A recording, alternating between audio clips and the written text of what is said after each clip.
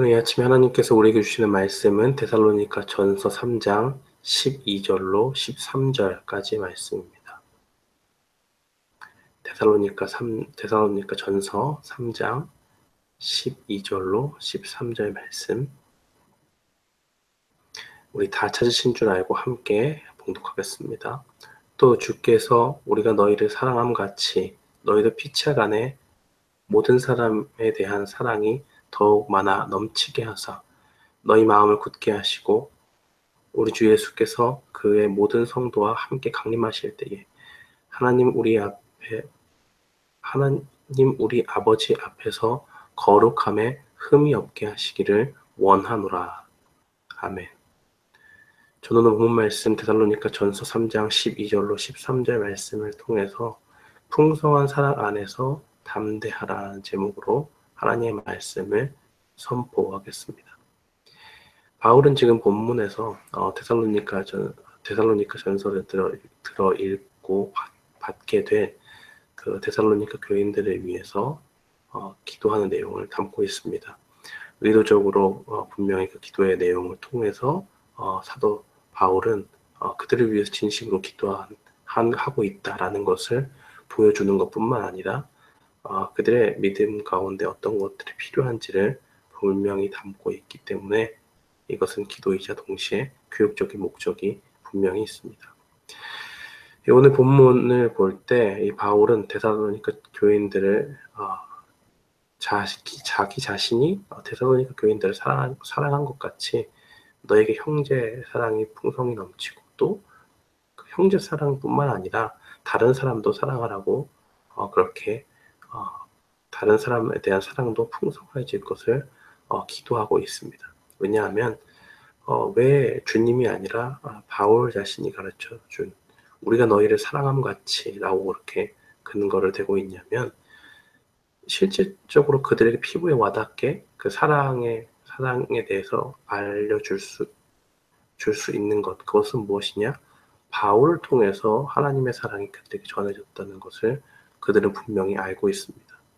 그래서 사랑을 할 때 어떻게 형제를 사랑하고 어떻게 모든 사람을 사랑할까? 실제적인 면에서 그들을 위해서 어떻게 헌신하고 사랑할 것인가라고 이야기할 때 사도 바울은 그래 우리가 그들에게 베풀어 준 그 사랑을 이야기하면 저들이 하나님께서 어떻게 형제를 사랑하고 하나님께서 어떻게 모든 사람을 사랑할지 구체적인 것들을 피부에 와닿게 알 수 있겠다 하는 그런 목적에서 하나님의 사랑을 이야기할 수도 있지만 자신들을 통해서 더욱더 하나님의 어떻게 형제를 사랑하고 어떻게 모든 사람을 사랑할 수 있는지를 피부에 와닿게 깨달을 수 있기 때문에 자신들의 사랑을 빗대어서 그렇게 형제도 사랑하고 모든 사람을 사랑해 주십시오라고 그렇게 기도하고 있습니다.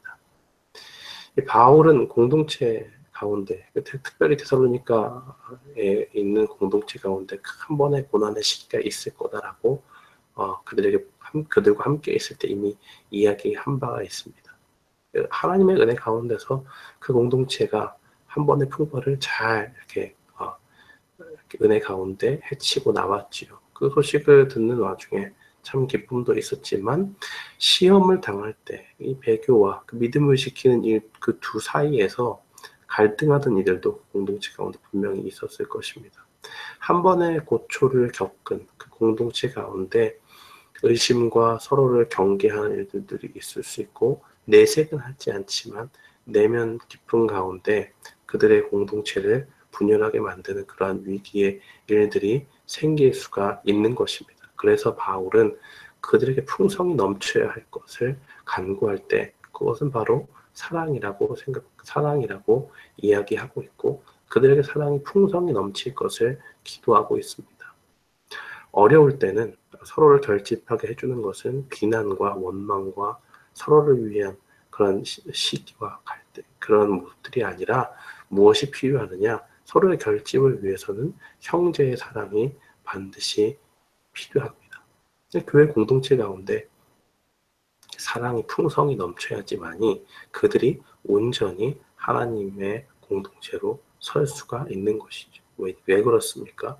우리가 먼저 하나님 앞에 용서를 받은 사람이고 우리가 하나님 앞에 구원을 받을 때에 하나님께서 우리를 먼저 사랑하신 것이 분명히 있기 때문에 그렇습니다. 우리가 하나님을 먼저 사랑한 것이 아니지 않습니까? 우리에게도 여전히 우리가 흠결이 없어서 주님께 사랑을 받은 것이 아니라 우리가 아직 죄인 되었을 때에 하나님께서 우리를 사랑하신 것처럼 그러한 공동체의 사랑도 그러한 모습들이 반드시 필요하다는 것이죠. 그들이 좀 그 환난과 여러 가지 어려움 가운데 흔들리는 자들도 분명히 있었을 것입니다. 그러나 위기를 잘 넘기고 난 다음에 그들이 해야 될 것은 더 넘치는 그 사랑으로 그들을 더욱더 붙잡아주고 흔들릴 수 있는 사람들, 믿음이 연약해서 환난 가운데 배교의 생각까지도 내가 믿음을 저버리는 게 낫지 않을까라는 그러한 연약한 심령이 있다고 할지라도 그들이 더욱더 굳건한 믿음 가운데 설 수 있도록 하는 것, 그것은 바로 사랑이라는 것이죠. 풍성한 사랑 가운데 그들이 하나님의 사랑을 경험하고 또 주변에서 많은 사람들이 격려와 위로로 그래, 네가 그 상황 가운데 누구라도 그렇게 갈등할 수 있어. 그렇지만 하나님의 사랑 가운데 굳게 서자, 믿음을 꼭 지키자라는 그러한 격려가 그 공동체 가운데 있을 때에 하나님께서 그 공동체를 사랑의 풍성이 넘치는 가운데 하나 되게 하시는 그런 결집력이 생길 수가 있는 것입니다. 뿐만 아니라 그들을 사랑하는 것, 그들 공동체 가운데 사랑하는 것뿐만 아니라 다른 사람을 사랑하는 것은 굉장히 중요합니다. 여기서 다른 사람이라고 이야기하는 것은 형제뿐만이 아니라 믿지 않는 사람까지도 사랑이 풍성해야 될 것을 이야기하는 것이죠. 그것은 왜 그런 것이냐? 데살로니가에 있는 사람들도 처음에 믿는 사람이 아니었죠. 그러나 하나님을 사랑하고 또 그들의 영혼을 놓고 기도했던 이 사도 바울과 그의 동역자들이 그들을 사랑하는 마음으로 대했고 그 가운데서 자신을 희생하면서 주야로 고생하면서 복음을 전했고 그 사랑의 결실로 바로 데살로니가 교인들이 믿음을 가지고 지금 이 자리에 서 있기 때문에 그렇습니다. 그러한 것을 참작해 볼 때 이 사랑이라고 하는 열매가 공동체 가운데 분명히 풍성하게 넘쳐야 하는 것입니다. 뿐만 아니라 그들에게 사랑의 열매가 풍성해져야 되는 이유가 또 있습니다. 무엇이냐면 첫 번째는 사랑이 풍성해질 때 13절 말씀대로 하나님 앞에서 거룩해질 수 있습니다. 이것이 무슨 말이냐? 사랑과 도대체 거룩에 어떤 관계가 있느냐라고 생각할 때 로마서 13장 8절로 10절 말씀을 보면 조금 이해가 쉬울 것입니다. 로마서 13장 8절에서 10절 말씀을 읽어보면 피차 사랑의 빛 외에는 아무에게든지 아무 빛도 지지 말라. 남을 사랑하는 자는 율법을 다 이루었느니라. 간음하지 말라, 살인하지 말라, 도적질하지 말라, 탐내지 말라 한 것과 그 외에 다른 계명이 있을지라도 내 이웃을 내 자신과 같이 사랑하라 하신 그 말씀 가운데 다 들었느니라. 사랑은 이웃에게 악을 행치 아니하나니 그러므로 사랑은 율법의 완성이니라. 라고 그렇게 증거합니다. 우리가 하나님 나라에 들어갈 때 주님이 오시면 이제 우리가 하나님 앞에 심판도 받고 또 그 이후에 하나님 나라에 들어가지 않겠습니까? 그 가운데 천국에 들어가는데 그 앞에 하나님 앞에 나가기 위해서는 죄가 없어야 되죠. 사랑이 율법의 완성이라고 오늘 로마서 말씀은 증거하고 있는데 거룩이라는 것은 죄가 없는 것이고 하나님 나라에 들어가는 것, 천국에 들어가는 것은 죄가 없는 자가 들어가는 것이지 죄가 조금이라도 있으면 들어갈 수가 없는 것입니다. 이 율법의 개념에서 생각을 해보면 죄가 없으려면 율법을 완전히 만족시키는 그러한 일들이 필요한 것이죠. 근데 이 율법의 완성은 사랑이라고 했으니까 바울이 사랑의 풍성해질 것을 말하면서 주 앞에 거룩하게 서는 것을 이야기하는 것은 관련이 있다고 말할 수 있습니다. 그들이 하나님의 성품을 닮아서 거룩한 백성으로 주 앞에 서기 위해서는 반드시 무엇이 필요하느냐? 바로 그들 가운데 풍성한 사랑이 넘쳐야 된다는 것입니다.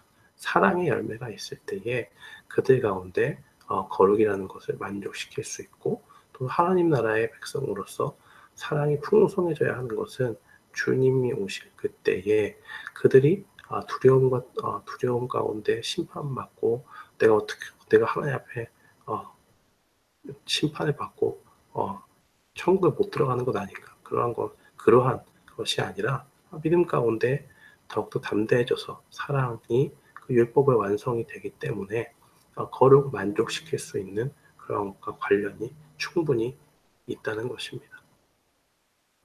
두 번째로 사랑이 풍성해져야 되는 이유가 무엇이냐? 그들에게 사랑이 풍성히 넘치게 되면 주님이 오실 그날에 그들의 믿음이 더 굳게 굳어지게 됩니다. 이 굳어진다는 말은 부정적인 의미에서 굳어진다는 것이 아니라 믿음이 더욱더 이렇게 굳게 돼서 주님이 오실 그날을 두려움의 날로 생각하는 것이 아니라 주 앞에 담대히 나아갈 수 있게 되는 그러한 원동력이 된다는 것이죠.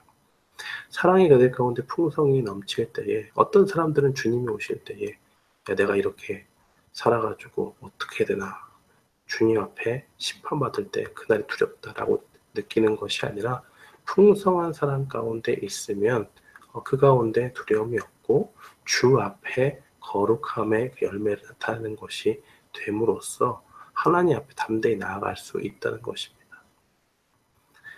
사랑이 율법을 완성했기 때문에 그 앞에 나아갈 때에 우리가 무엇을 했기 때문에 그러는 것은 아니지만 하나님께서 주신 그 사랑이 우리 가운데 실제적으로 형제를 사랑하고 또 믿지 않은 자들을 향해서 사랑함 가운데 나타나게 되면 우리가 그들 가운데 풍성히 그 사랑을 나타낼 때에 주 앞에 설 때에 평안 가운데 나아갈 수 있는 것입니다.